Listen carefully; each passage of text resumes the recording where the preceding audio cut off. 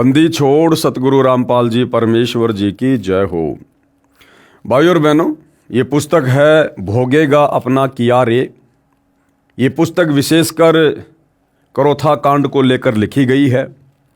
इस पुस्तक को लिखने वाले भी सतगुरु रामपाल जी के शिष्य हैं और इस पुस्तक को पढ़कर हमें करोथा कांड के संबंध में बहुत सी ऐसी बातों का पता चल रहा है जो बातें अभी तक आप और हमारी पहुंच से दूर थी। यानी करोथा कांड क्यों हुआ, किन लोगों ने करवाया, क्या कारण था, और उस समय हरियाणा के मुख्यमंत्री भूपेंद्र सिंह हुड्डा की इस करोथा कांड को करवाने में क्या भूमिका रही थी, सतगुरु रामपाल जी ने उसके विषय में क्या कुछ कहा है। और जिन भी गांव वालों ने करोथा कांड में प्रत्यक्ष या अप्रत्यक्ष रूप से अपनी भूमिका निभाई थी, आगे चलकर उन लोगों को कर्म फल के तहत क्या क्या सजा प्राप्त हुई। बहुत से लोगों का परिवार सर्वनाश को प्राप्त हुआ। किसी का बेटा मरा, किसी की बेटी मरी, कोई स्वयं तड़फ तड़फ कर एक्सीडेंट में या भयंकर बीमारी से मरा। और भी बहुत सारी बातें जो हम आगे इस पुस्तक के माध्यम से जानेंगे। उनमें एक बात है कि एक ज़मीन का मामला, जो ज़मीन सतलोक आश्रम करोथा को दान कर दी गई थी, उस ज़मीन को लेकर क्या वाद विवाद हुआ। वो ज़मीन किसने ली थी? क्या सतगुरु रामपाल जी ने ली थी, या सतगुरु रामपाल जी को बिना बताए उनकी गैर हाजिरी में काल प्रेरणा से सतलोक आश्रम मैनेजमेंट ने ली थी। यानी उस समय का जो सतलोक आश्रम मैनेजमेंट था, क्या उन लोगों ने अपने गुरु की आज्ञा के बिना, अपने गुरु से पूछे बिना वो ज़मीन लेकर गलती की या सही किया? इन तमाम बातों पर हम आज विचार करेंगे और साथ में हम ये शिक्षा भी प्राप्त करेंगे कि निकट भविष्य में ऐसी गलती आप और हम भगत कभी भी ना करें, जो गलतियां आज से पहले हमारे खुद के भगत भाई करोथा कांड के समय इस ज़मीन को लेकर कर चुके हैं। तो क्या कुछ ये पुस्तक कहती है? पुस्तक का नाम है भोगेगा अपना किया रे। आश्रम की ज़मीन का झूठा मुकदमा। अश्वनी कुमार ACJM की कोर्ट में आश्रम की ज़मीन का मुकदमा चल रहा था। जज अश्वनी कुमार के विषय में भ्रष्टाचार की शिकायत माननीय पंजाब तथा हरियाणा हाई कोर्ट में मुख्य न्यायाधीश को की गई, जो इस प्रकार है। यानी सतलोक आश्रम वालों ने इस जज के ऊपर शिकायत हाई कोर्ट में की, और वो क्या शिकायत थी वो यहाँ पर बताया जा रहा है। विषय श्री अश्वनी कुमार मेहता CJM रोहतक कोर्ट के भ्रष्टाचार की जांच करके उचित कानूनी कार्रवाई करने हेतु प्रार्थना पत्र। श्रीमान जी, निवेदन है कि हम राष्ट्रीय समाज सेवा समिति के लगभग 10 लाख सदस्य आप जी से निवेदन करते हैं कि उपरोक्त जज श्री अश्वनी कुमार मेहता CJM की जांच करके इनके खिलाफ सख्त कानूनी कार्रवाई करने की प्रार्थना करते हैं। फिर सतलोक आश्रम वाले भगत लिखते हैं, हम भारतीय संविधान का सम्मान करते हैं। लेकिन भाइयों और बहनों, इन्होंने 2014 के बरवाला कांड के समय भारतीय संविधान का, न्यायालय का सम्मान नहीं किया। यहाँ तो सतलोक आश्रम से जुड़े भगत इस पुस्तक में लिख रहे हैं कि हम माननीय संविधान का सम्मान करते हैं। भाई, फिर 2014 के बरवाला कांड में क्या हो गया था? उस समय भी तो इसी संविधान के तहत माननीय न्यायालय ने सतगुरु रामपाल जी को चंडीगढ़ की उनकी पेशी पर तारीख पर हाजिर होने के लिए नोटिस भेजा था, सम्मन भेजा था। फिर आप सतलोक आश्रम वालों ने संविधान का सम्मान क्यों नहीं किया? क्यों आप लोगों ने सतगुरु रामपाल जी को चंडीगढ़ की तारीख पर नहीं जाने दिया? और क्यों आप लोगों ने पुलिस प्रशासन को सतलोक आश्रम के अंदर नहीं जाने दिया? और क्यों आप सतलोक आश्रम के मुख्य भक्तों ने, सतगुरु रामपाल जी के परिवार वालों ने हमारे जैसे नादान भक्तों को भ्रमित करके काले कपड़े पहनकर कमांडो बनाकर क्यों पुलिस वालों के सामने हाथों में हथियार देकर, डंडे पत्थर देकर मरने मारने के लिए खड़ा कर दिया? आज आप कह रहे हो कि हम भारतीय संविधान का सम्मान करते हैं। उस समय कहाँ चला गया था आपका ये मान सम्मान? आपने सतगुरु रामपाल जी के 6 भक्तों की मौत करवा दी 2014 बरवाला कांड में, भारतीय संविधान का सम्मान ना करके। और आज आप बात कर रहे हो मान और सम्मान की। हम भारतीय संविधान का सम्मान करते हैं। हम ये भी मानते हैं कि अधिकतर जज न्यायप्रिय तथा कानून का पालन करने वाले हैं। हम जज को परमात्मा का छोटा रूप मानते हैं। ये बिल्कुल गलत है। ऐसा भगत ने नहीं मानना चाहिए। जगत वाले लोग ऐसा मान सकते हैं। जगत वालों को आध्यात्मिक ज्ञान नहीं है, परमात्मा के विधान का पता नहीं है। वो तो डॉक्टर को भी परमात्मा का छोटा रूप मानते हैं, वो जज को भी परमात्मा का छोटा रूप मान सकते हैं। लेकिन सतगुरु रामपाल जी का भगत जिसको तत्व ज्ञान हो जाता है, उसके बाद वो परमात्मा का स्थान किसी अन्य को नहीं दे सकता, छोटा या बड़ा। तो भगत के लिए ये कहना कि हम जज को परमात्मा का छोटा रूप मानते हैं, ये भगत की नालायकी है, भगत की ज्ञानहीनता है। परमात्मा केवल एक ही है, वो छोटा है या बड़ा है, भगत के लिए वही सब कुछ है। जिसकी कलम में एक व्यक्ति की जीवन व मृत्यु का फैसला होता है। यदि कोई ऐसे माननीय तथा सम्माननीय पद पर विराजमान जज अपने स्वार्थवश कानून को अनदेखा करता है, गरीब जनता को न्याय नहीं देता है, वह न्यायालय की छवि खराब करता है, तो उसे पद पर बने रहने का कोई अधिकार नहीं है। जज श्री अश्विनी कुमार मेहता माननीय के भ्रष्टाचार तथा अन्याय का उल्लेख। राष्ट्रीय समाज सेवा समिति के कुछ सदस्य सतीश चंद्र गांव सुंडाना, राजेंद्र सिंह गांव बड़ौदा, बलवान सिंह गांव बालक, चांदीराम गांव बालक माननीय जज श्री अश्विनी कुमार मेहता जी से दिनांक 23 जनवरी 2014 को कोर्ट में मिले तथा उससे मुकदमा नंबर 446/2006 की वास्तविकता से परिचय कराने का प्रयास किया तथा इस केस से संत रामपाल जी का नाम निकलवाने के लिए प्रार्थना की, क्योंकि इस केस में संत रामपाल जी महाराज का नाम झूठा तथा बेबुनियाद है। माननीय जज श्री अश्विनी कुमार जी ने कहा कि अब कोर्ट का समय है, आप मुझे कोर्ट के समय के बाद मिलना, तब तक मैं इस केस की फाइल पढ़ लूँगा। हमारे उपरोक्त सदस्य माननीय जज श्री अश्विनी कुमार से पुणे मिले तथा उनको बताया, मामला ये है कि सतलोक आश्रम करोथा की ज़मीन पर झूठा मुकदमा number 446 date 21/7/2006 Rohtak court Haryana में विचाराधीन है। जिस समय ये ज़मीन कुछ भक्तों द्वारा बंदी छोड़ भक्ति मुक्ति ट्रस्ट को स्वेच्छा से दान की गई। हमारे सतगुरुदेव संत रामपाल जी महाराज हरियाणा से बाहर महाराष्ट्र प्रांत में सत्संग करने के लिए गए हुए थे। उनको तो ज़मीन लेने के बारे में 3 महीने के बाद जब हरियाणा में आए तब बताया गया था कि हम सर्व भक्तों ने विचार विमर्श करके 3 एकड़ ज़मीन का टुकड़ा गांव करोथा जिला रोहतक में आश्रम के लिए भक्तों ने ही दान किया है। अब देखो भाइयों और बहनों, सबसे बड़ी गलती जो भगत करता है काल प्रेरणा से, वो ये करता है। हमें पूज्य गुरुदेव भगवान कहते हैं कि बच्चों, गुरु की आज्ञा आव ही और गुरु की आज्ञा जाए, कहे कबीर उस भगत को फिर 3 लोक भय नाए। यानी शिष्य का ये परम धर्म है कि अपने गुरु की आज्ञा के बिना, अपने गुरु से पूछे बिना वो कोई भी कार्य ना करे। लेकिन यहाँ सतलोक आश्रम मैनेजमेंट करोथा ने बहुत बड़ी गलती की, जिनको आज हम बड़े बड़े भगत मान रहे हैं। उन्होंने बहुत बड़ी गलती की।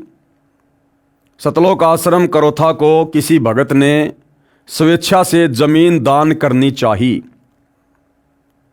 और उस समय सतगुरु रामपाल जी महाराष्ट्र में सत्संग करने के लिए गए हुए थे और उस समय मोबाइल जैसी सुविधा विशेष तौर पर उपलब्ध नहीं थी।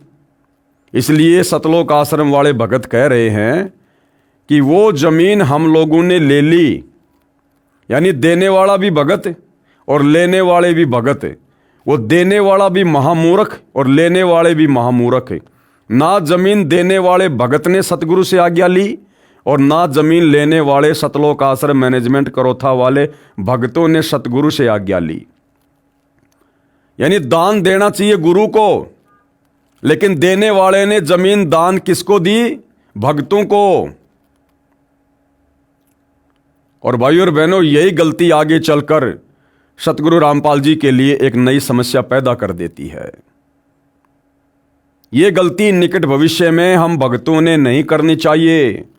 इस पुस्तक से हमने यही तो शिक्षा लेनी है। क्या आवश्यकता थी भाई जमीन लेने की? अगर आपने जमीन लेनी भी थी तो जमीन दानकर्ता से आपने प्रार्थना करनी चाहिए कि भाई देखो, आप जमीन दान कर रहे हैं और सतगुरुदेव इस समय महाराष्ट्र में सत्संग के लिए गए हुए हैं, संपर्क हो नहीं पा रहा। जब सतगुरुदेव वापस आए उसके बाद आप जी जमीन दान कर देना। हम तो उनके शिष्य हैं, उनके भगत हैं, हम अधिकारी नहीं हैं दान लेने के। और गुरु की आज्ञा के बिना हम ये जमीन आपसे दान में नहीं ले सकते। इन्होंने करना तो ये चाहिए था, लेकिन मंद बुद्धियों ने मान बढ़ाई और अहंकार में सड़कर कि जब सतगुरु जी आएंगे और उनको पता चलेगा कि हम लोगों ने इतनी इतनी ज़मीन एक भगत से दान में ले ली है, आश्रम का विस्तार करेंगे, तो सतगुरु हमारी पीठ थपथपाएंगे। तो भाइयों और बहनों, ये गलती यदि भक्ति मार्ग पर हमें सफल होना है, एक अच्छे और सच्चे शिष्य की भूमिका अदा करनी है, ये गलती हमने बिल्कुल भी नहीं करनी चाहिए। दोबारा पढ़िए। भक्तों की गलती के कारण सतगुरु रामपाल जी के ऊपर वो मुकदमा लगा। भक्तों की गलती के कारण हमारे सतगुरुदेव संत रामपाल जी महाराज हरियाणा से बाहर महाराष्ट्र प्रांत में सत्संग करने के लिए गए हुए थे। उनको तो जमीन लेने के बारे में 3 महीने के बाद जब हरियाणा में आए तब बताया गया था कि हम सभी भक्तों ने विचार विमर्श करके 3 एकड़ जमीन का टुकड़ा गांव करोथा जिला रोहतक में आश्रम के लिए अपने भक्तों ने ही दान किया है। दानकर्ता के विशेष आग्रह पर जमीन बंदी छोड़ भक्ति मुक्ति ट्रस्ट के नाम ट्रस्टी भगत राजेंद्र के नाम से करा दी है। हमने पहली बार ट्रस्ट बनाया था, ट्रस्ट की ओर से कोई रेजुलेशन भी पास नहीं किया गया था। हमारे सतगुरु रामपाल जी महाराज के कहीं भी जमीन की खरीद के कागजात पर हस्ताक्षर नहीं है। इनका नाम भी राजनीतिक दबाव में बनाए मुकदमा नंबर 446 डेट 21/7/2006 में डालकर व्यर्थ परेशान किया जा रहा है। अरे व्यर्थ में परेशान तो तुम भक्तों ने करवाया। तुम्हें क्या आवश्यकता थी वो जमीन दान में लेने की, जब तुम्हें पता था कि गुरुदेव भगवान आश्रम में नहीं है और भक्ति मार्ग में गुरु की आज्ञा के बिना कोई भी कार्य नहीं किया जाता है। जब छोटा मोटा होम यज्ञ भी गुरु की आज्ञा के बिना सफल नहीं होता है, तो आप लोगों ने ये कैसे सोच लिया कि वो जमीन भक्तों को सुख देगी? और आगे चलकर फिर उसी जमीन को लेकर सतगुरु रामपाल जी के ऊपर मुकदमा लगा। इस जमीन के मुकदमा नंबर 446 डेट 2006 में मुख्य गवाह ने जिसके नाम से एफआईआर काटी गई थी, उसने न्यायालय में बयान देकर स्पष्ट कर दिया है कि इस एफआईआर में क्या लिखा है मुझे कुछ जानकारी नहीं, क्योंकि पुलिस ने जबरदस्ती मेरे से हस्ताक्षर कराए थे। दान अपनी स्वेच्छा से किया जाता है। जमीन ट्रस्ट के नाम हुई है, किसी ट्रस्टी या चेयरमैन के नाम नहीं हुई है। अब देखो, यहां तो कह रहे कि किसी ट्रस्टी या चेयरमैन के नाम नहीं हुई है, और यहां पर ये लोग खुद ही लिख रहे हैं, ये लोग खुद ही लिख रहे हैं भाइयों और बहनों कि दानकर्ता के विशेष आग्रह पर जमीन बंदी छोड़ भक्ति मुक्ति ट्रस्ट के नाम और ट्रस्टी भगत राजेंद्र के नाम से करा दी गई है, और यहां कह रहे हैं कि किसी के नाम नहीं हुई है। ट्रस्ट का नियम है कि यदि ट्रस्ट का प्रबंधन ट्रस्ट चलाने में असफल रहता है तो उस ट्रस्ट की चल अचल संपत्ति सरकार सील कर देती है। इसलिए ये मामला 420 धारा का नहीं है। राष्ट्रीय समाज सेवा समिति के सदस्यों ने सर्व जानकारी माननीय जज श्री अश्विनी कुमार जी को दी। जज अश्विनी कुमार जी ने कहा कि मैंने केस को पढ़ लिया है, ये केस तो आप पर बनता ही नहीं है। जमीन दानकर्ता कमला के माता भाई बहन तथा बुआ हैं। मैंने ये देख लिया है कि जिस समय जमीन दान की अप्रैल 1999 को तथा आज 2014 तक कमला ने किसी कोर्ट में इस संबंध में कोई मुकदमा भी दायर नहीं किया है। पुलिस ने चालान के साथ कमला पुत्री श्री साहब सिंह का 161 का बयान भी नहीं लगा रखा। जज महोदय ने आगे कहा कि यदि आप मुझसे पहले मिल लेते तो मैं कमला को गवाह रूप में भी स्वीकार नहीं करता। इस केस की गवाहियां 2007 से चल रही हैं। दिनांक 1/8/2013 6 वर्ष तक ये कमला पुत्री श्री साहब सिंह बयान देने भी नहीं आई थी। ज़मीन की रजिस्ट्री से 1999 से 2013 तक 14 वर्ष बीत गए हैं। इस आधार से भी स्पष्ट है कि सर्व कार्य इसकी सहमति से ही हुआ था। बाद में किसी ने इसको उकसाया है। जज ने यह भी बताया कि मैं अपने अनुभव से बताता हूं कि कमला ने जो 1/8/2013 को कोर्ट में बयान दिया है उसमें जो उसने प्रारंभ में कहा है वह तो उसके वकील द्वारा तोते की तरह रटाई गई कहानी थी। फिर उसने अंत में वास्तविकता भी बता दी। उसने कहा है कि मैंने बयाना रजिस्ट्री देख लिया है, ये मैंने ही लिखवाया है। फिर कहा है कि कृष्णा ने लिखवाया है जो नाते में इसकी सगी बुआ है। इससे भी स्पष्ट है कि कमला की सहमति से ही जमीन ट्रस्ट को दान की गई है। कमला ने बयान में स्वीकारा है कि मैं अपनी ज़मीन नहीं देना चाहती थी। इससे स्वयं सिद्ध है कि ज़मीन दान इसकी सहमति से हुई है। कमला के बयान का भावार्थ है कि मैं ज़मीन नहीं देना चाहती थी परंतु ज़मीन दे दी गई। इससे स्पष्ट है कि कमला को पूरी स्थिति का पता था। सर्व कार्य इसकी सहमति के अनुसार हुआ था। यदि ऐसा न होता तो उसी समय न्यायालय में अपील कर सकती थी, जो कि कमला ने आज तक भी ऐसा नहीं किया है। इससे साफ है कि ज़मीन दान करने में जो कृष्णा को कमला बनाकर बैठाया गया है, ये इसके परिवार ने कमला को विश्वास में लेकर कृष्णा को कमला के स्थान पर बैठाया है। ट्रस्टी तथा चेयरमैन का तो कोई दोष ही नहीं है, फिर भी ये झूठा मुकदमा आपके गले में सरकार ने डाल दिया है। इसको अपने गले से निकालना तो पड़ेगा ही। श्री अश्वनी कुमार माननीय जज जी ने कहा कि आप भी जानते हैं वर्तमान में कैसे काम बनता है, आप लोगों को कुछ खर्च करना पड़ेगा। समिति के सदस्यों ने पूछा कि क्या खर्च करना पड़ेगा। जज श्री अश्वनी कुमार जी ने कहा कि मात्र 20 लाख रुपए लगेंगे। हाई कोर्ट तक सेटिंग करनी पड़ती है। मैंने कुछ नहीं लेना, ये सारा खर्चा आगे ही देना है। मैं तो भगवान से डरने वाला हूँ। याद रखना, जजों के पास स्वयं संज्ञान रूपी 2 धारी तलवार है। सर्व गवाह भी आपके पक्ष में हों तो भी जज सजा कर सकते हैं। चाहे गवाह आपके विरुद्ध हों तो भी स्वयं संज्ञान लेकर बरी कर सकते हैं। यदि छोटी छोटी तारीखें भी लगेंगी तो आपके घर व्यवसाय के कार्य की हानि होगी और आप मानसिक रूप से भी परेशान होंगे। आपको इससे 20 लाख से भी अधिक हानि हो जाएगी, विचार कर लेना। तो पुस्तक जो लिख रहा है सतलोक आश्रम हरियाणा से जुड़ा भगत, वो ये सारी बातें बता रहा है कि जज ने किस प्रकार से हमारे से रिश्वत मांगी। ये सब बातें श्री अश्वनी कुमार जज के मुख से सुनकर सर्व सदस्य दंग रह गए और कहा, जज जी हम ये नहीं कर पाएंगे। आप जी केस की वास्तविकता के आधार पर वैसे ही दया कर दें। अरे क्या दिक्कत आ रही थी? तुम लोग कौन से भगत हो? तुम कौन सी मर्यादाओं में हो भाई? वो जज खाली तुमसे 20 लाख रुपए तो मांग रहा था और वर्तमान में तुम लोग 1-1 करोड़ रुपए तो तुम लोग जाट आरक्षणों में लगा देते हो। 80-80 लाख रुपए तुम लोग जाटों की धर्मशाला बनवाने में लगा देते हो। और जब 5-5 लाख तुम सतलोक आश्रम वाले गुंडों की सीबीआई जांच के समर्थन में दे सकते हो, तो यहां तो तुम्हारे गुरुदेव भगवान का मुकदमों में नाम हटाया जा रहा था। फिर भला तुम लोगों को क्या दिक्कत हो गई भाई? हालांकि भाई और बहनों, मैं रिश्वत के पक्ष में नहीं हूं, लेकिन इन सतलोक आश्रम वालों की घटिया मानसिकता बता रहा हूं।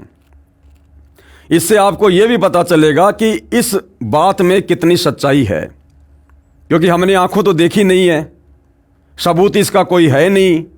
लेकिन वर्तमान में सतलोक आश्रम मैनेजमेंट हरियाणा वालों का, सतगुरु रामपाल जी के कलयुगी बेटा बेटी भाई बंधु रिश्तेदारों का जो चरित्र निकलकर सामने आ रहा है, उस आधार से हम ये कहते हैं कि जब तुम लोग राजस्थान के गैंगस्टर आनंदपाल सिंह की सीबीआई जांच के समर्थन में 5 लाख रुपए दे सकते हो, तो यहां तो तुम्हारे गुरु का नाम मुकदमे से हटाया जा रहा था।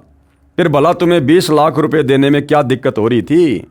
तो भाइयों और बहनों, इन आश्रम वालों की जुबान पर विश्वास नहीं किया जा सकता है।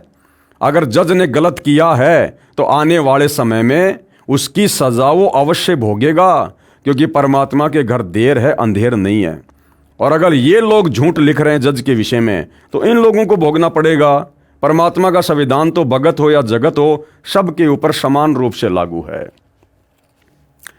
जज अश्वनी कुमार जी ने कहा कि मैंने तो आपको सलाह दी है, मानना या न मानना आपका काम है। आपके ट्रस्टी व गुरु पर तो ये केस बनता ही नहीं है, वैसे ही बरी हो सकते हैं। यह है सर्वदास्ता राष्ट्रीय सेवा समिति के सदस्यों सतीश चंद्र गांव सुडाना, राजेंद्र सिंह गांव बड़ौदा, बलवान सिंह गांव बालक, चांदीराम गांव बालक ने राष्ट्रीय सेवा समिति के मुख्य सदस्यों को मीटिंग करके बताई। तो यही निर्णय लिया कि जज साहब का आगे कैसा बर्ताव रहेगा उसको देखकर ही ऊपर के अधिकारियों को शिकायत की जाएगी। यानी इन लोगों के अनुसार जज से सारी बात करने के बाद में, जज की मानसिकता को जांचने और परखने के बाद में, इन सतलोक आश्रम मैनेजमेंट हरियाणा वालों ने खुद ही मीटिंग करके आगे का डिसीजन ले लिया कि हमने अब आगे हाई कोर्ट में उस जज की शिकायत करनी है या नहीं करना है। मतलब सतगुरु रामपाल जी से कोई सलाह मशवरा नहीं, कोई डिस्कस नहीं, कुछ नहीं। ये खुद ही सतगुरु बने हुए हैं, ये खुद ही न्याय करता है कि हम क्या करेंगे और क्या नहीं करेंगे। संत रामपाल जी से पूछने की जरूरत नहीं है, क्योंकि संत रामपाल जी को क्या पता कोर्टों में क्या होता है, जज क्या होते हैं, वकील क्या होते हैं। तो आश्रम वाले भगत कह रहे हैं, राष्ट्रीय समाज सेवा समिति वाले, कि हम मुख्य लोगों ने मीटिंग की और निर्णय लिया कि जज साहब का आगे कैसा बर्ताव रहेगा उसको देखकर ही ऊपर के अधिकारियों को शिकायत की जाएगी। 20 लाख की मनसा पूरी न होने के पश्चात माननीय जज श्री अश्वनी कुमार मेहता जी की अन्याय की झलक। दिनांक 23/1/2014 के पश्चात जज महोदय ने छोटी छोटी तारीख लगानी प्रारंभ की। दिनांक 31/1/2014 8 दिन की, अगली 5/2/2014 5 दिन की, उससे अगली 13/2/2014 8 दिन की, अगली 19/2/2014 6 दिन की, अगली 20/2/2014 लगाई 1 दिन की। 20/2/2014 को हमें परेशान करने के मकसद से स्वयं कोर्ट में नहीं आया, उस दिन कोई कार्रवाई नहीं की। फिर जज अश्वनी कुमार मेहता जी के स्थान पर दूसरे जज ने कार्यभार संभाला। अरे तो तुम आश्रम वालों को क्या दिक्कत हो गई भाई? तारीखें छोटी लग रही है, बड़ी लग रही है, क्या दिक्कत हो गई तुम लोगों को? इसी पुस्तक में तुम लोग कह रहे हो कि हम तो संविधान की इज्जत करते हैं, संविधान का सम्मान करते हैं। तो संविधान के तहत जैसा भी जज तारीख लगा रहा था तो भाई तारीखों पर जाते ना। यहां अपना दुखड़ा क्यों रो रहे हो तुम लोग? तुम तो संविधान का सम्मान करने वाले हो ना। इसके अतिरिक्त अन्य अन्याय जो जज अश्वनी कुमार जी ने किया वो इस प्रकार है। क्या क्या अन्याय किए भाई और बहनों, सुनिएगा। श्रीमती कमला पुत्री साहिब सिंह की ओर से कुछ वकील आने लगे। हमारे वकील जी ने जज श्री अश्वनी कुमार जी कोर्ट में अपील लगाई कि कमला पुत्री साहिब सिंह एक गवाह है, उसने जो बयान देना था दे दिया, अब इसकी ओर से वकील नहीं आने चाहिए, ये कानून के विरुद्ध है। दोनों पक्षों की सुनवाई के पश्चात जज श्री अश्वनी कुमार जी ने अपने आदेश दिनांक 19/2/2014 में कहा कि कमला पीड़ित है, इसके साथ धोखा हुआ है, ये वकील कर सकती है। 20 लाख की हवस पूरी ना होने के कारण माननीय जज श्री अश्वनी कुमार जी ने पक्का इरादा कर लिया था कि स्वयं संज्ञान के जरिए ट्रस्ट के ट्रस्टी तथा चेयरमैन को सजा देगा ही देगा। ये आदेश पारित करते समय कमला के कोर्ट में दिए बयान को भी अनदेखा कर दिया। जज साहब पहले स्वयं कह रहे थे कि कमला की सहमति से जमीन दान की गई है, ये बात इसके बयान से स्पष्ट है। और 20 लाख रुपए न मिलने के कारण कमला को बाद में जज साहब ने विक्टिम यानी पीड़ित घोषित कर दिया और लिख दिया कि इसकी जमीन धोखे से दान की गई है। कमला को पीड़ित घोषित करना ही सिद्ध करता है कि जज ने बदनीयत से ही ये आदेश दिया है। कमला पीड़ित है तो सिद्ध कर दिया कि अन्य सब दोषी हुए। जज श्री अश्वनी कुमार जी ने अपने आदेश में भी स्पष्ट किया कि केस दर्ज कराने वाला करतार सिंह कमला का सगा चाचा है। फिर यह भी कहा कि वह दोषियों के साथ मिली भगत करके हॉस्टाइल हो गया है। जमीन दान करने वाले कमला के माता भाई बहन हैं, क्या वे भी कमला से धोखा करके हमारे को मुफ्त जमीन दे सकते हैं? जज श्री अश्विनी कुमार जी ने 20 लाख रुपए की हवस पूरी न होने के कारण कानून का जानकार होते हुए भी जानबूझकर गैर जिम्मेदाराना आदेश पारित करके अपनी मलिन मानसिकता को प्रदर्शित किया और सम्माननीय न्यायाधीश की छवि को धूमिल किया। अरे तो तुम लोगों ने भी तो गैर जिम्मेदाराना कार्य किया। अपने गुरुदेव भगवान की गैर हाजिरी में तुम लोगों ने जमीन दान लेने की क्या आवश्यकता थी? क्या ये गैर जिम्मेदाराना कार्य नहीं था? अगर तुम ये गैर जिम्मेदाराना कार्य ना करते तो आज तुम्हें क्यों कोर्ट में परेशान होना पड़ता? क्यों सतगुरु रामपाल जी पर उसी जमीन को लेकर यह मुकदमा होता?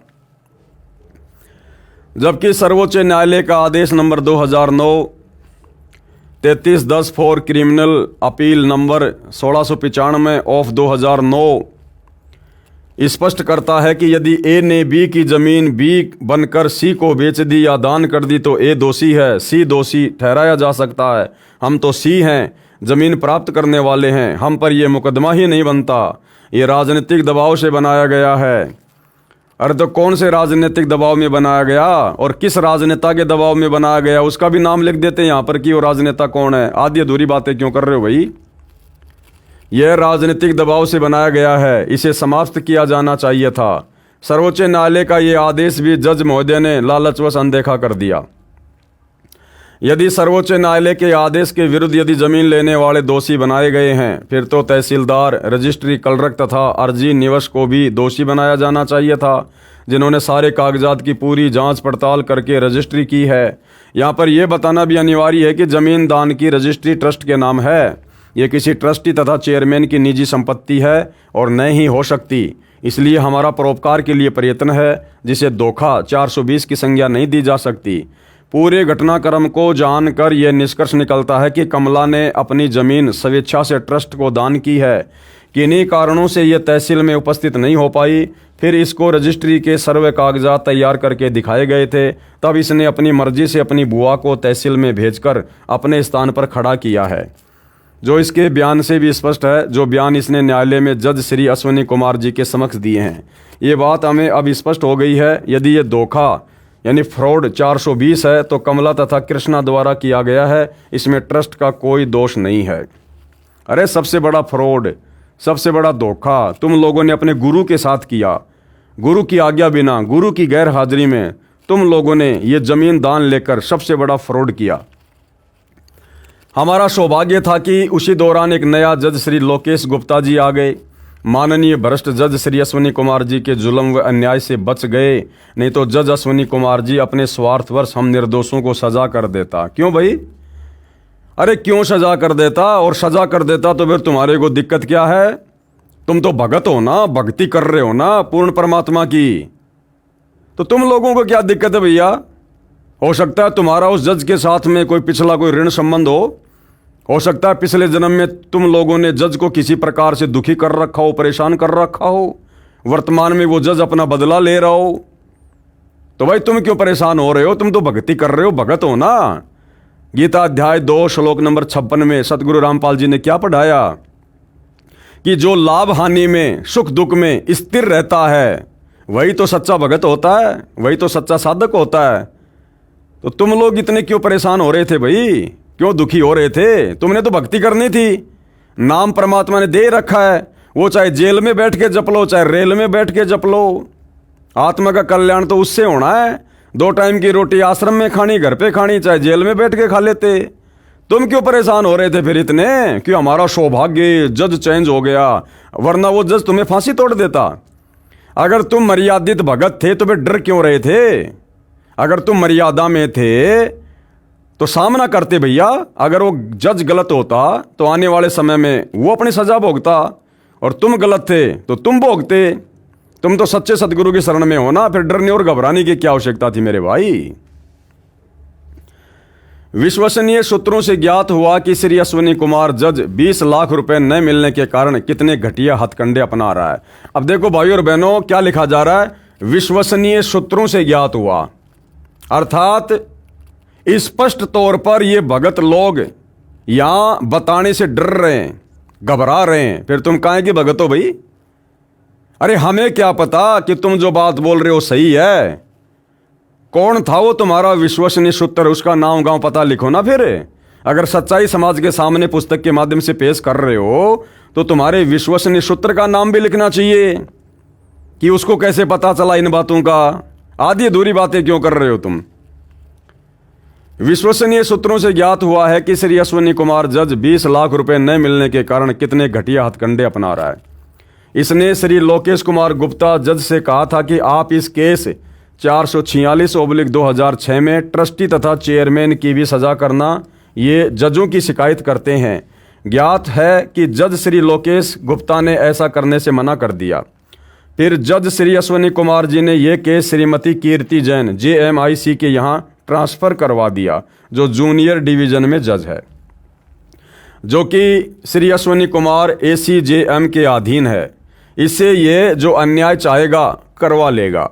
यदि जज कीर्ति जैन जी ने कानून को अनदेखा किया और गैर कानूनी कार्य किया तो उसकी जानकारी भी उच्च अधिकारी जज को दी जाएगी।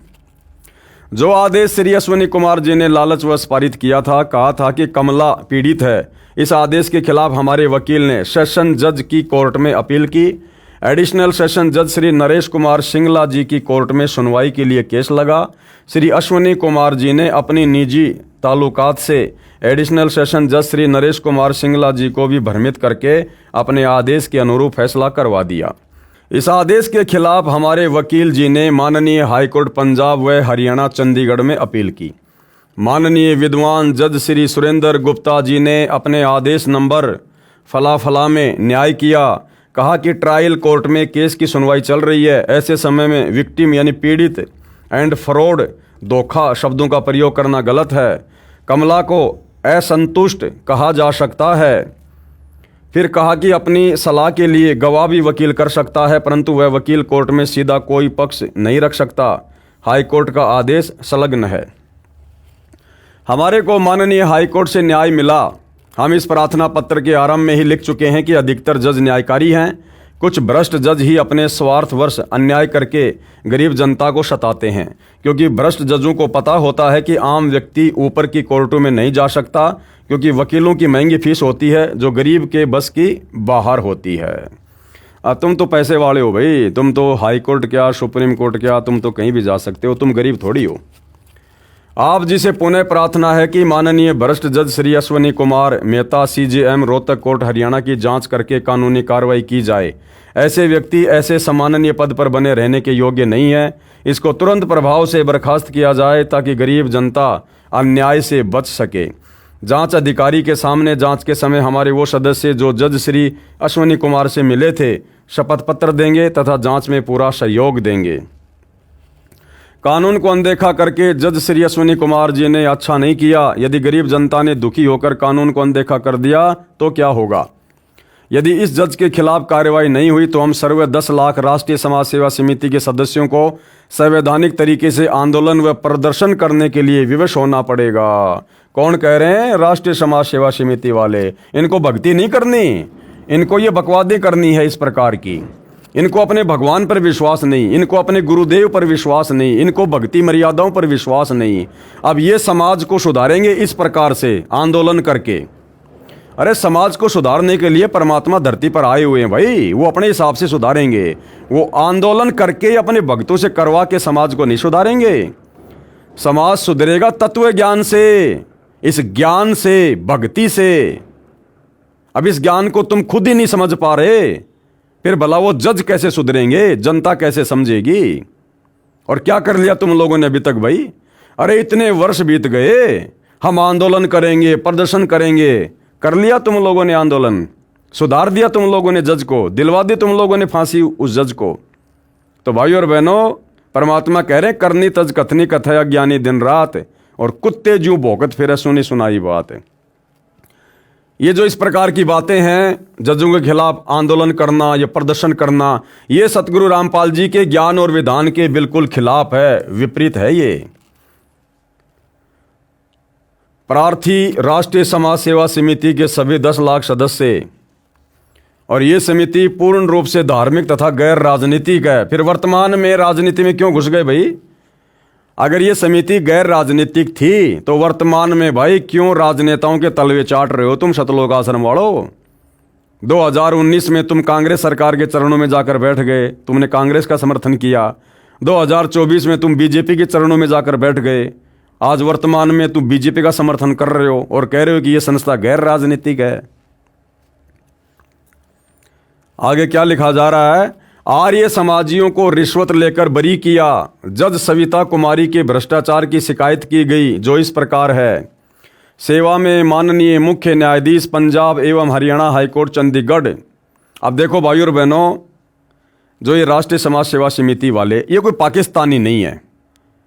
राष्ट्रीय समाज सेवा समिति को हो चाहे सतलोक आश्रम मैनेजमेंट हरियाणा का हो, केवल नाम चेंज किया है कागजों में। इन्होंने जो समिति बनाई थी राष्ट्रीय समाज सेवा समिति 2010 में, तो समिति क्या है? समिति एक नाम है। भगत सारे वो के वो हैं, कोई प्रधान बना है, कोई अध्यक्ष बना है, कोई क्या बना है। अब ये क्या कह रहे हैं ये लोग? जज सविता कुमारी के भ्रष्टाचार की शिकायत की गई जो इस प्रकार है।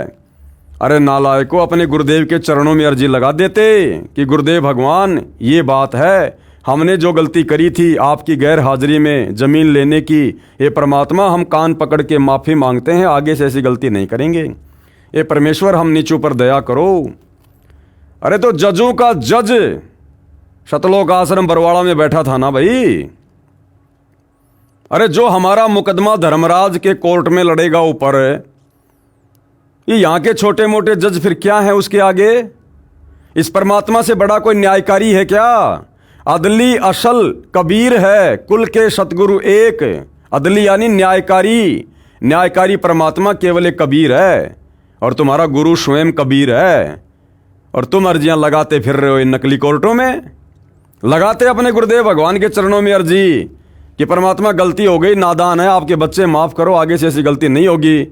अरे जजों का रिमोट परमात्मा के हाथ में है, 2 मिनट में परमात्मा प्रेरणा कर दे, लेकिन तुम्हारी बुद्धि वहां तक तो जाती नहीं है। गुरु को तो तुम मानुष मानते हो, अपने से नीचा मानते हो। तुम तो खुद ही गुरु बने हुए हो, सारे काम तो तुम खुद कर रहे हो। 2010 में जब से तुम लोगों ने राष्ट्रीय समाज सेवा समिति बनाई है, तुम लोगों ने सत्यानाश कर दिया, भक्ति का बेड़ा गर्क कर दिया तुम लोगों ने, अंत में बरवाला कांड करवा कर छोड़ा। सेवा में माननीय मुख्य न्यायाधीश पंजाब एवं हरियाणा हाईकोर्ट चंडीगढ़। विषय जज श्रीमती सविता कुमारी JMIC रोहतक के भ्रष्टाचार की जांच करके उचित कानूनी कार्रवाई करने हेतु प्रार्थना पत्र। एक छोटी सी अर्जी सतगुरु रामपाल जी के चरणों में भी लगा देते भाई, तुम्हें कोर्टों के चक्कर ही नहीं काटने पड़ते। निवेदन है कि हम राष्ट्रीय समाज सेवा समिति के लगभग 10 लाख सदस्य आपसे निवेदन करते हैं कि उपरोक्त जज की जांच करके सख्त कार्रवाई करने की प्रार्थना करें। तुम्हारी गुलाम है वो हाई कोर्ट जो तुम्हारे आदेशों पे चलेगी। तुम खुद अपने गुरु के आदेशों पर नहीं चलते तो तुम्हारी गंदी जुबान से लगाई गई प्रार्थना से जज कैसे चलेंगे? हम मानते हैं कि अधिकतर जज कानून का पालन करने वाले हैं, न्यायप्रिय हैं। हम जज को परमात्मा का छोटा रूप मानते हैं। भाई नहीं मानते। हम सतगुरु रामपाल जी के साध संगति से जुड़े भाई बहन इस मत से सहमत नहीं है। हमारा परमात्मा चाहे वो छोटा है चाहे बड़ा है, सतगुरु रामपाल जी है। ये कबीर भगवान ही है और कोई परमात्मा नहीं है। एक 2 कोड़ी के जीव को परमात्मा की संज्ञा देना परमात्मा की तौहीन है। जिसकी कलम में एक व्यक्ति की जीवन मृत्यु का फैसला होता है, नहीं होता। अगर आप सतगुरु रामपाल जी के भगत हो तो भगत कभी भी अन्याय नहीं करेगा, गलत काम नहीं करेगा। और यदि भगत के साथ कोई अन्याय करता है, धोखाधड़ी करता है, तो फिर जजों की औकात नहीं कि वो अपनी उस कलम से उस भगत को मृत्यु दंड दे दे, उसको फांसी दे दे। फिर वो सतगुरु कौन से दिन काम आएगा? फिर जो भक्ति तुम कर रहे हो, फिर ये कौन से दिन काम आएगी? ऐसे माननीय तथा सम्माननीय पद पर विराजमान व्यक्ति अपने स्वार्थवश अन्याय करता है, गरीब जनता को न्याय नहीं देता। अरे गरीब जनता सतगुरु रामपाल जी का ज्ञान समझकर भक्ति करे, फिर परमात्मा के हाथ में है अपनी भगत की समस्या। फिर देखो उसके काम कैसे होते हैं। वह न्यायालय की छवि को खराब करता है, उसे पद पर बने रहने का कोई अधिकार नहीं है। मामला यह है कि हमारे कुछ सदस्यों पर मुकदमा नंबर फला फला माननीय जज सविता जी की कोर्ट में विचाराधीन है। केस नंबर इतने इतने इस्तगासा आश्रम के ट्रस्टी डॉक्टर कृष्ण जी ने आश्रम की मानहानि का सत्यवीर शास्त्री पर डाल रखा था। अब बताओ भाई, भक्तों ने मानहानि का दावा डाल रखा है।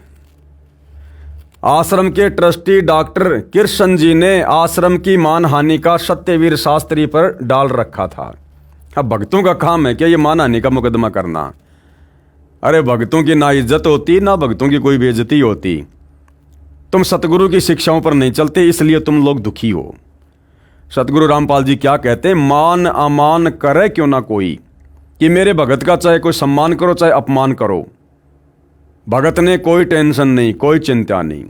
मान अमान करे क्यों ना कोई, मम संत शरण जान जगत छोई। संसार को राख के समान समझो और परमात्मा की भक्ति अपनी मर्यादा में रह के करो। भगत की कोई इज्जत नहीं होती और ना भगत की बेइज्जती होती। और यहां इन लोगों ने मानहानि के दावे डाल रखे हैं। केस नंबर 176 डेट 6/3/2006 आचार्य बलदेव के खिलाफ था, जो माननीय जज सविता जी की कोर्ट में सुनवाई चल रही थी। अब भैया सतगुरु क्या करे? तुमने सतगुरु की कोर्ट में तो मानहानि का मुकदमा किसी के खिलाफ डाला नहीं, अर्थात तुम लोगों ने सतगुरु रामपाल जी के चरणों में तो प्रार्थना लगाई नहीं। तुम लोग तो न्यायदाता मान रहे हो कोर्टों को, न्यायालयों को। तो भैया न्यायालयों में तो न्यायालयों के अनुसार काम होता है, फिर तुम्हारे अनुसार काम नहीं होगा कि तुम जैसा चाहोगे वैसा तुम्हारे फेवर में सारा काम हो जाएगा। फिर भैया कोर्टों का काम तो काललोक में कोर्टों के अनुसार होता है, जिसमें माननीय जज सविता जी ने हमारे विरोधियों से रुपए लेकर उनके पक्ष में फैसला कर दिया। दिनांक 2 मई 2014 को इस्तगासा केस नंबर इतना तथा केस नंबर फला फला की तारीख थी। हमारे कुछ सदस्य भी ट्रस्टी कृष्ण के साथ कोर्ट में गए थे, जो प्रत्येक पेशी पर जाते हैं। उन्होंने हमें बताया कि दिनांक 2 मई 2014 को इस्तगासा केस नंबर फला फला तथा केस नंबर इतना इतना की पेशी थी। उस दिन माननीय जज सविता जी छुट्टी पर थी। अब भाई और बहनों, जज छुट्टी पर थी या नहीं थी, ये लोग गए या नहीं गए, ये मुकदमा क्या है, हमने ज़्यादा दिमाग लगाने की ज़रूरत नहीं है। इसको याद नहीं करना, रट्टा नहीं मारना। हमने केवल निष्कर्ष निकालना है कि हम भगतों को क्या शिक्षा मिल सकती है और हम भगत कहाँ पर गलतियाँ करने से बच सकते हैं, जो गलतियाँ हमसे पहले इन बड़े बड़े भक्तों ने की। हमने केवल निष्कर्ष निकालना है, इससे ज़्यादा और कुछ नहीं। दोषी आचार्य बलदेव पहले से अनुपस्थित चल रहा था। 2 मई 2014 को आचार्य बलदेव कोर्ट में पेश हुआ। उसकी जमानत की अर्जी लगाई गई। जमानत की सुनवाई के लिए माननीय जज कीर्ति जैन जी की कोर्ट में लगी, जो उस दिन ड्यूटी पर मजिस्ट्रेट थी। आचार्य बलदेव के साथ आर्य समाज के कई व्यक्ति कोर्ट से बाहर एक पेड़ के नीचे खड़े थे। एक व्यक्ति और आया जिसको पटवारी जी कह रहे थे। उसने पूछा, आचार्य जी की जमानत का क्या रहा? दूसरे व्यक्तियों ने बताया कि जमानत हो जाएगी। हमने जज कीर्ति जैन का दलाल मिल गया है। हमें कल ही पता चला था कि जज सविता छुट्टी पर है। हमने जज कीर्ति जैन से 5 लाख रुपए में सेटिंग कर रखी है। हमारी सेशन जज सुशील कुमार गुप्ता से भी सेटिंग हो चुकी है। अब ये सेटिंग हुई नहीं हुई, केवल ये लोग अपने हाथों से लिख रहे हैं, इसका कोई प्रमाण नहीं है। हमारे 3 सदस्यों ने बताया कि हम अनजान से बनकर मुंह दूसरी ओर करके अखबार पढ़ने का बहाना करके उनकी सारी वार्ता सुन रहे थे। क्यों भैया, तुम लोग कोई प्राइवेट कोई डिटेक्टर हो क्या, जो सारी बातें सुन रहे थे ऐसे करके? अरे तुमने अपने भगवान पर विश्वास नहीं किया, तुमने भक्ति पे विश्वास नहीं किया। उनकी बातें चोरों की तरह सुनकर भी तुम लोगों ने क्या कर लिया? कुछ तो नहीं किया। हमारे 3 सदस्यों ने बताया कि हम अनजान से बनकर मुंह दूसरी ओर करके अखबार पढ़ने का बहाना करके उनकी सारी वार्ता सुन रहे थे, जिनके नाम हैं विजेंद्र निवासी गांव गांधरा, महेंद्र निवासी मादीपुर दिल्ली, ओम प्रकाश निवासी गांव गांधरा। ये थे वो एजेंट जो अखबार पढ़ने का बहाना करके सारी बातें सुन रहे थे। उस व्यक्ति ने, जिसको पटवारी जी कह रहे थे, फिर पूछा कि जो मुकदमे रामपाल के चेलों ने कर रखे हैं, जो सविता जज की कोर्ट में आचार्य बलदेव तथा सत्यवीर शास्त्री पर चल रहे हैं, इनकी क्या संभावना है? आर्य समाज के व्यक्तियों ने कहा कि सविता जज का भी दलाल मिल गया, सब सेटिंग हो गई है, दोनों मुकदमों में बरी हो जाएंगे। और रामपाल और उसके चेलों पर 2 मुकदमे हैं, एक आश्रम की जमीन का तथा दूसरा करोथा कांड का। इनमें इनकी सजा कराएंगे। ये भी सेटिंग जजों से हो चुकी है। वही हुआ जो सुना था। 2/5/2014 को वर्किंग जज सविता कुमारी की छुट्टी थी। दूसरी जज कीर्ति जैन ड्यूटी मजिस्ट्रेट के यहाँ जमानत लगी, जमानत मंजूर हो गई। हमारे भक्तों के ऊपर आर्य समाज के व्यक्तियों ने झूठा केस नंबर 12/7/2006 करोथा कांड का चल रहा है और जो मुकदमा नंबर फला फला का है, यदि हमारे भगत किसी कारण से किसी दिन अनुपस्थित हो जाते हैं तो उनके किसी भी प्रमाण को नहीं माना जाता। कई तो मानसिक रोग से ग्रस्त होकर बुरे हाल में जजों के सामने पेश किए गए। ये देखो भाई और बहनों, सतलोक आश्रम वाले भगत क्या लिख रहे हैं। और आप और हमें शिक्षा मिलनी चाहिए, शिक्षा। हम फालतू में अपना समय बर्बाद करने के लिए इन पुस्तकों पर वीडियो नहीं बना रहे। खुद सतलोक आश्रम मैनेजमेंट हरियाणा वाले भगत क्या लिख रहे हैं कि हमारे भगतों की ऐसी हालत हो गई, वो पागल हो गए, पागल तारीखों पर जाते जाते, और पागल रूप में उनको जजों के सामने पेश करना पड़ता था। क्यों भाई? अरे क्यों पागल हो गए? भक्ति नहीं कर रहे क्या तुम? मर्यादाओं में नहीं रहते क्या? अरे गुरु का आशीर्वाद नहीं था क्या तुम्हारे ऊपर? क्यों पागल हो गए तुम? अगर तुम लोग अपनी जगह सही थे तो तुम कह रहे हो हम तो न्यायालय का सम्मान करते हैं। तो न्यायालय जब बुलाएगा तब बुलाएगा भैया, फिर सम्मान करो। और पागल क्यों हो गए तुम? भक्ति नहीं कर रहे थे क्या? मर्यादाओं में नहीं थे क्या? सतगुरु रामपाल जी का आशीर्वाद नहीं था क्या? सतगुरु का भगत पागल क्यों हो जाएगा? अरे भगत पर चाहे लाख आपत्ति आओ, अगर भगत मर्यादा में है तो उसका गुरु उसकी रक्षा करता है, उसको हिम्मत देता है। पागल कैसे हो जाएगा? पागल तो दुनिया होती है, दुनिया। जिनको भगवान का सहारा नहीं होता, जिनके पास भक्ति नहीं होती, वो होते हैं पागल। और ये सतलोक आश्रम वाले भगत कह रहे हैं हमारे कुछ भगत तो पागल हो गए, उनको पागलपन के दौरे पड़ने लगे, हॉस्पिटलों में उनको एडमिट करवाया गया, बाद में पंखे से लटक कर फांसी खाने का प्रयास करने लगे वो भगत है, जिनमें एक का नाम है बसंत सैनी, गांव गांद्रा रोहतक वाला, जिसने 12 अगस्त 2025 को मुझ पवन दास की हिसार की तारीख पर 2 भगतों को जान से मारने का कुप्रयास किया। किस प्रकार से रोड पर पटक कर उनकी पिटाई कर रहे थे। तो भैया ऐसे गंदे कर्म करोगे तो पागल ही होगे, सतगुरु क्या करेगा? तो देखो भाई, ये लोग खुद अपनी लेखनी से लिख रहे हैं कि कई तो मानसिक रोग से ग्रस्त होकर बुरे हाल में जजों के सामने पेश किए गए, यानी पूरी तरह से पागल हो गए कई भगत तो संत रामपाल जी के।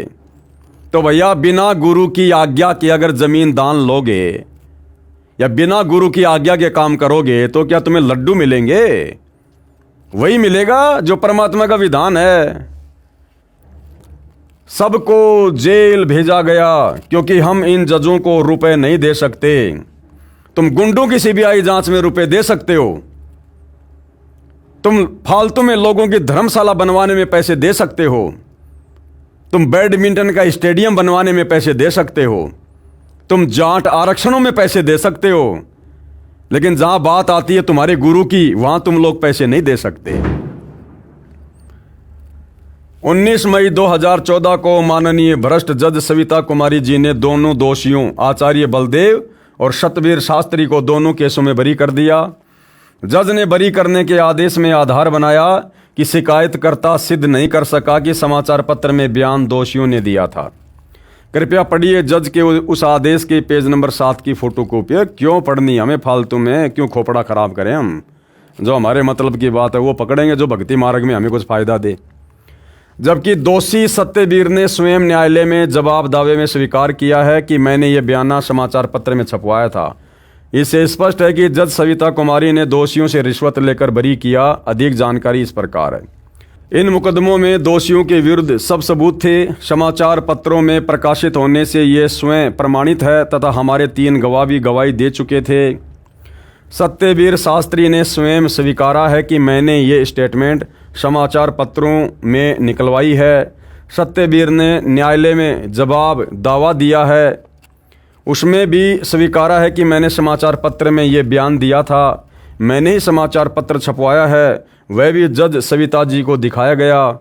उसकी सत्यापित प्रति भी जज के मांगने पर दी गई। कृपया पढ़िए जवाब दावे की फोटोकॉपी। पढ़ते रहना तुम लोग भाई।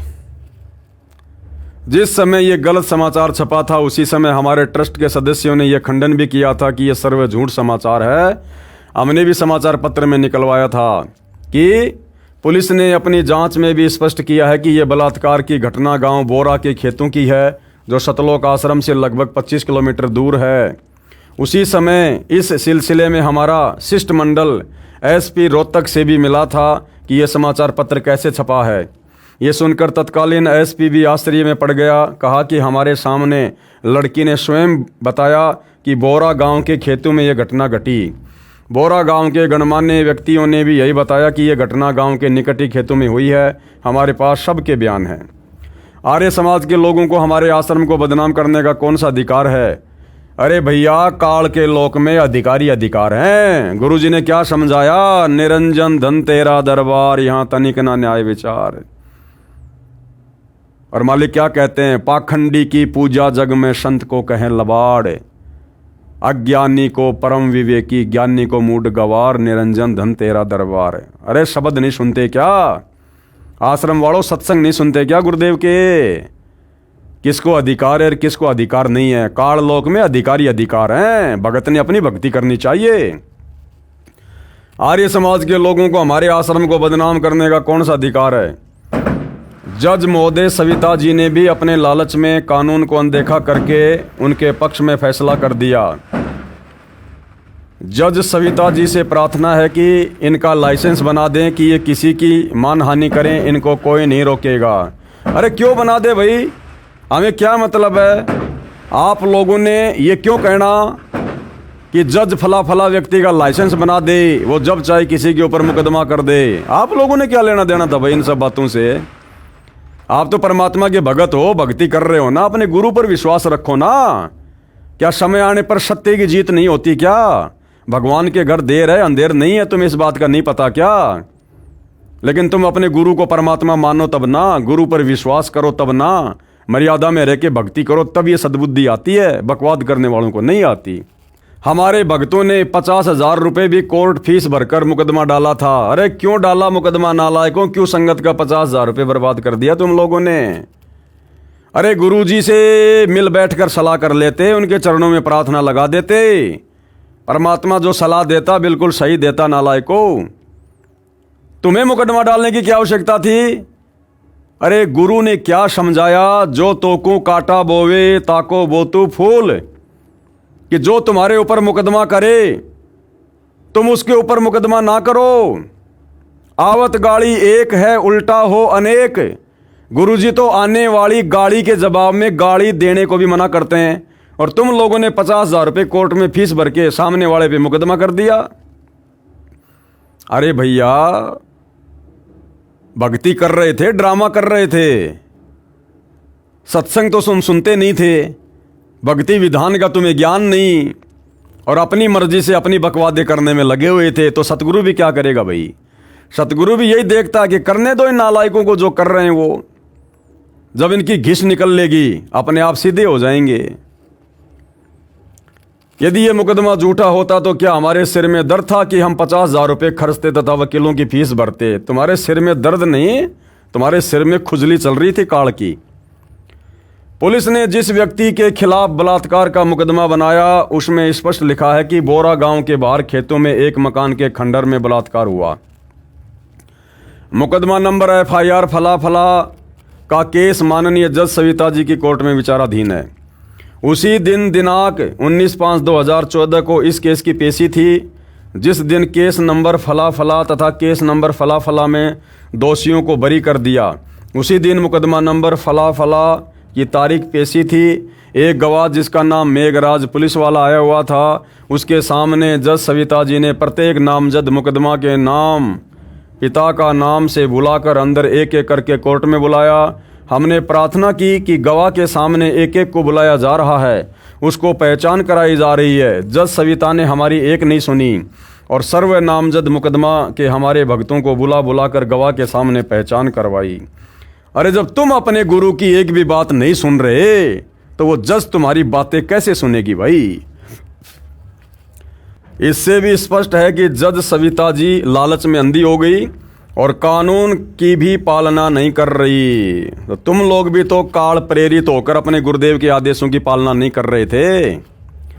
1 तारीख पर हमारा वकील किसी कारण से कोर्ट में पेशी पर उपस्थित नहीं हो सका। उस दिन केस नंबर फला फला तथा केस नंबर फला फला की पेशी थी। आवाज़ लगने पर एक भगत ने जज सविता जी से प्रार्थना की कि जज साहब हमारा वकील नहीं आ सका है। इस बात पर जज बहुत क्रोध में आकर बोली कि बुलाओ अपने वकील को, नहीं तो मैं एक तरफा फैसला कर दूंगी।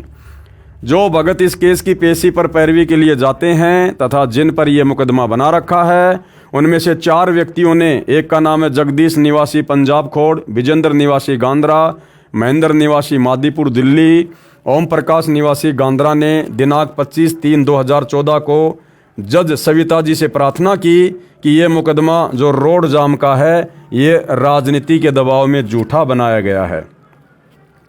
हमने रोड जाम नहीं किया, रोड जाम तो आर्य समाजियों ने किया था, उन पर मुकदमा नहीं बनाया गया। हमारे सर्व भगत निर्दोष हैं, कृपया इस मुकदमे से हमारा पीछा छुड़वाइए। अरे इतनी प्रार्थना रो रो कर अपने गुरुजी के चरणों में करते कि गुरुदेव भगवान, हम नीचों से गलती हो गई, हम काल प्रेरित थे, हमें माफ़ करो परमात्मा, आगे से ऐसी गलती नहीं करेंगे, हमारा पीछा छुड़वाओ, हम दुखी हो रहे हैं। अरे इतनी प्रार्थना अपने गुरुदेव भगवान के चरणों में कर लेते। अगर गुरु के सामने प्रार्थना करने से शर्म आ रही थी तो अपने घर पर दरबार साहिब में कर लेते। वो अंतर्यामी तो हृदय से की गई पुकार को वहां से भी सुन लेता है। तो जो अपने गुरु के आगे नहीं रोता, नहीं गिड़गिड़ाता, फिर वो जजों के आगे रोता है। 2006 से सैकड़ों पेशियों पर आए हैं, हम घर का कार्य भी नहीं कर सकते, हम बहुत दुखी हो चुके हैं।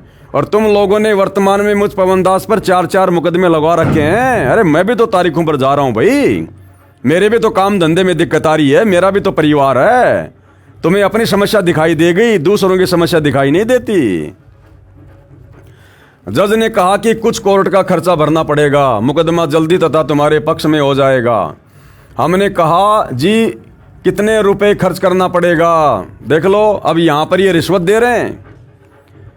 जो जज पैसों की बात कर रही है, तो यहां पर जब ये खुद परेशान हुए, खुद दुखी हुए, सैकड़ों तारीखों पर जाकर खुद जब दुखी होने लगे, तो जब जज ने कहा कि कुछ खर्चा भरना पड़ेगा, पैसे भरने पड़ेंगे कोर्ट में, तो बिल्कुल कह रहे हैं जी कितने पैसे भरने पड़ेंगे जी, यानी सहर्ष स्वीकृति दे रहे हैं। क्या कहा? हम बहुत दुखी हो चुके हैं।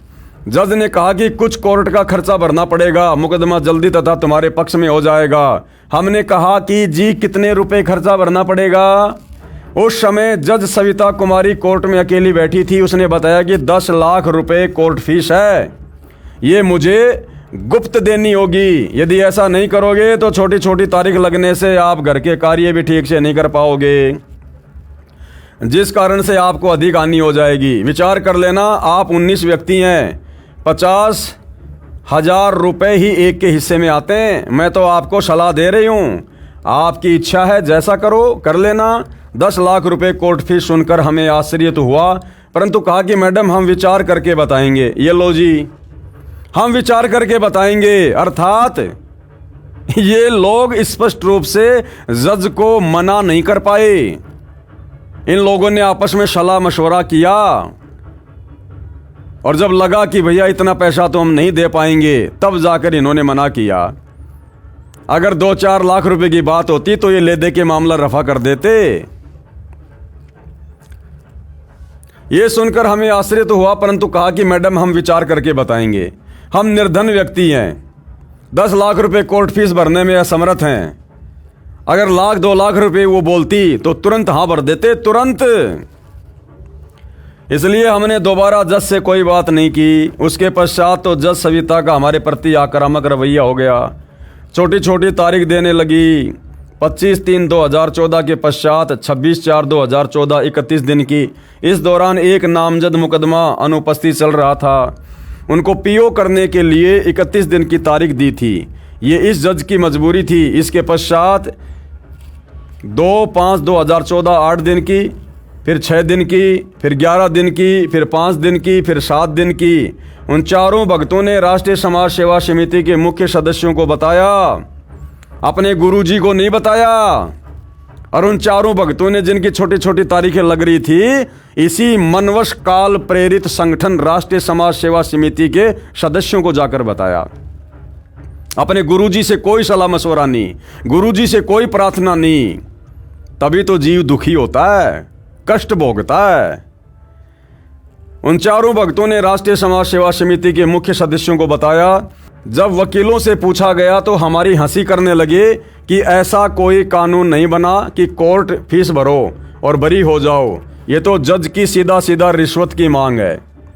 फिर हमने राष्ट्रीय समाज सेवा समिति की मीटिंग बुलाई तथा माननीय भ्रष्ट जज सविता जी की शिकायत उच्च अधिकारियों को करने का निर्णय लिया। फिर भी गुरुजी से कोई सलाह मशवरा नहीं, गुरुजी से कोई किसी प्रकार की अर्जी नहीं। फिर भी आपस में ये राष्ट्रीय समाज सेवा समिति वाले ही अपनी मनमर्जी कर रहे हैं कि हम उस जज के खिलाफ चंडीगढ़ हाई कोर्ट में जाएंगे। अरे जब तक गुरु के आगे नहीं रहोगे, अर्जी नहीं लगाओगे, जब तक गुरु की आज्ञा में नहीं चलोगे, आजीवन दुखी रहोगे, आजीवन। आप जी से नम्र निवेदन है कि भ्रष्ट जज की जांच करके कानूनी कार्रवाई की जाए। हाँ करेंगे, तुम्हारे नौकर हैं वो।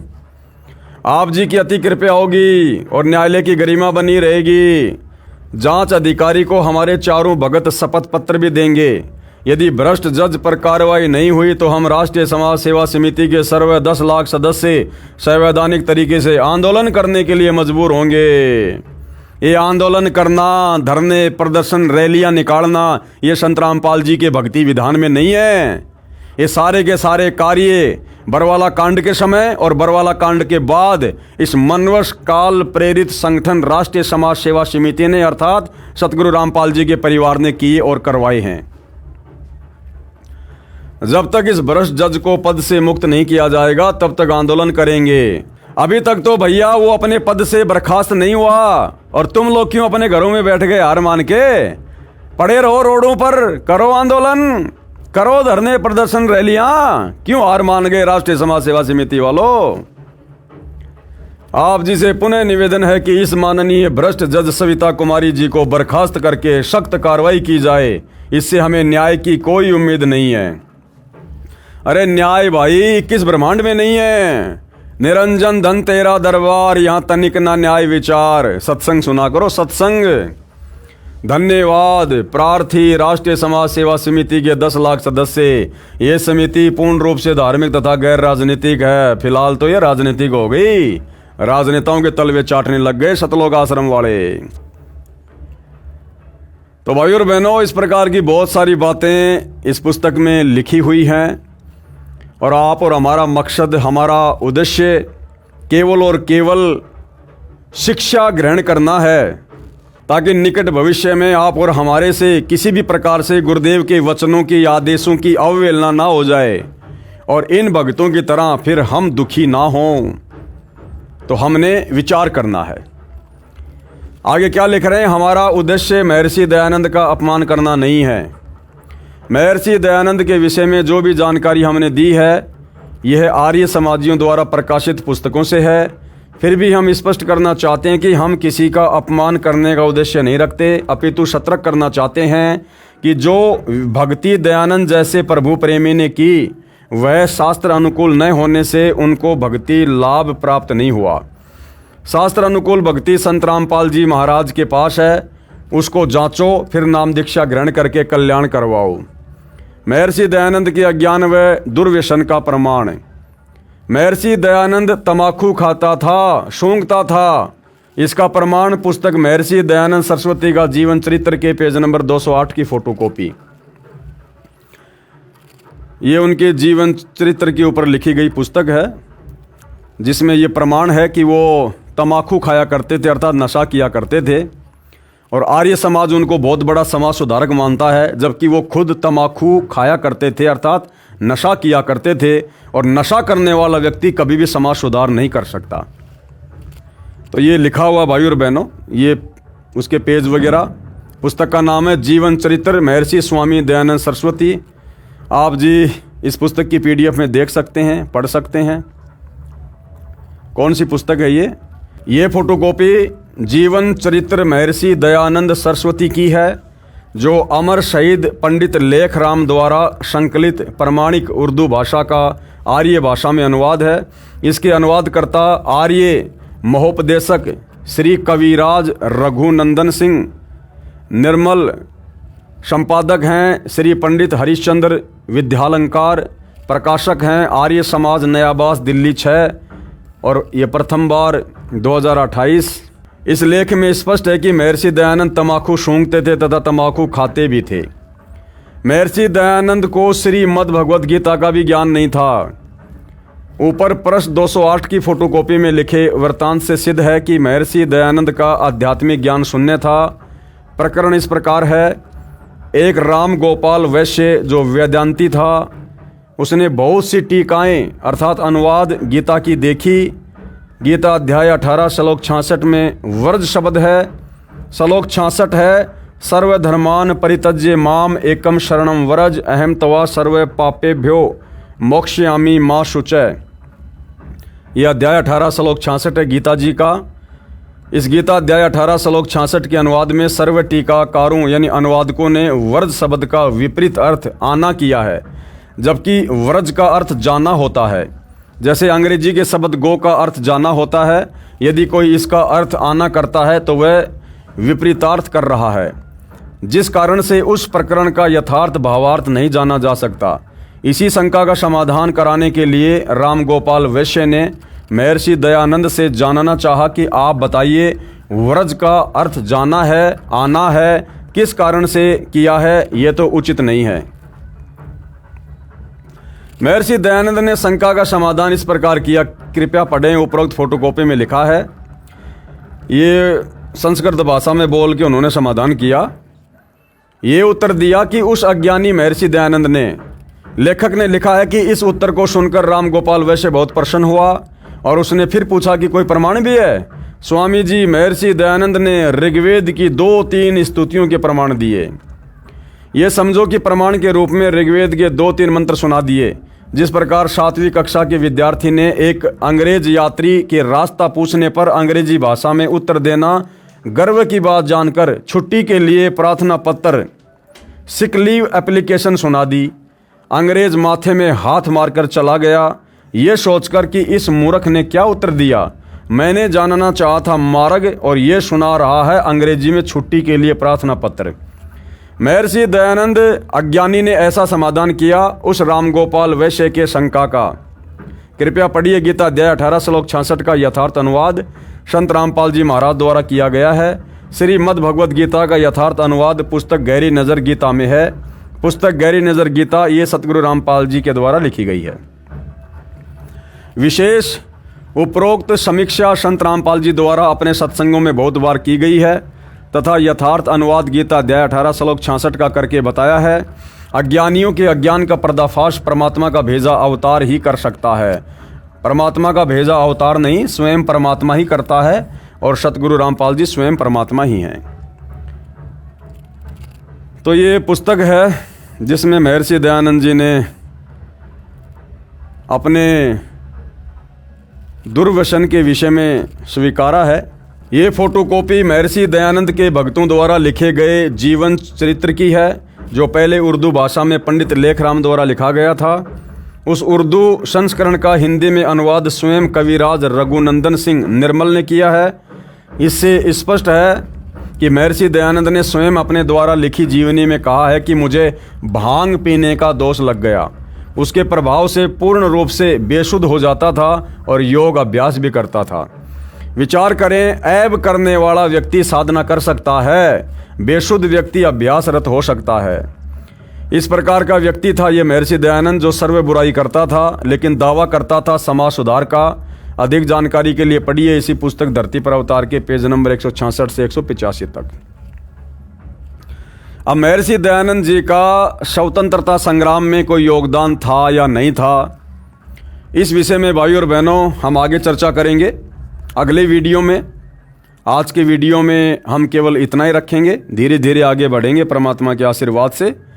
इस पुस्तक पर मुश्किल से 2 या 3 वीडियो और बनेंगे और इस पुस्तक के ऊपर वीडियो बनाने का हमारा मकसद केवल इतना ही है कि हम सत्य और असत्य से परिचित हों और हम उन तमाम गलतियों को कभी भी भविष्य में ना दोहराएं जो गलतियां गुरु के ज्ञान को अच्छे से ना समझ पाने के कारण शतलोक आश्रमों से जुड़े हुए हमारे से पहले बड़े बड़े भक्तियों ने की हैं, दोहराई हैं और उसकी सज़ा भी पाई है और आगे भी सज़ा पाएंगे। जो गलतियां इन लोगों ने सतगुरु रामपाल जी के वचनों की अवहेलना करके 2014 बरवाला कांड में और 2014 बरवाला कांड के बाद वर्तमान समय 2025 तक कर रहे हैं। तो भाई और बहनों, आज के वीडियो में केवल इतना ही। परमेश्वर हम सबको आशीर्वाद दे, आज्ञा दे, सद्बुद्धि दे। बंदी छोड़ सतगुरु रामपाल जी भगवान की जय हो।